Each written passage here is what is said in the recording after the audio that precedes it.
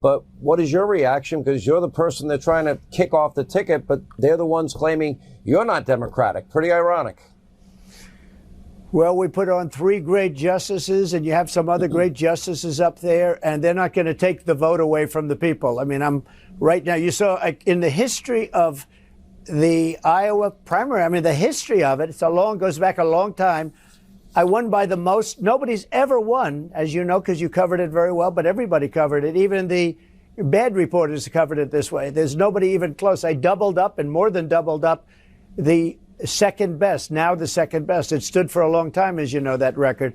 But they want to make sure, I'm sure the Supreme Court is going to say, we're not going to take the vote away from the people. Now, Biden is a threat to democracy. He's an absolute threat to democracy. He's very dangerous for a couple of reasons. Number one, he's grossly incompetent, which is the number one reason.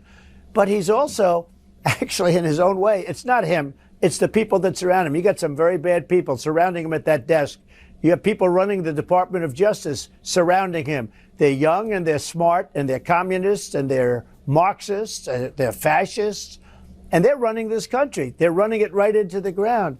But I don't think the Supreme Court would do it because you can't take the vote. You know, I'm leading in every poll. I'm leading Biden, but I'm leading the remaining Republicans. There's 2 of them, and they're barely hanging on. How can you possibly take the vote away? You have to leave immunity with the president.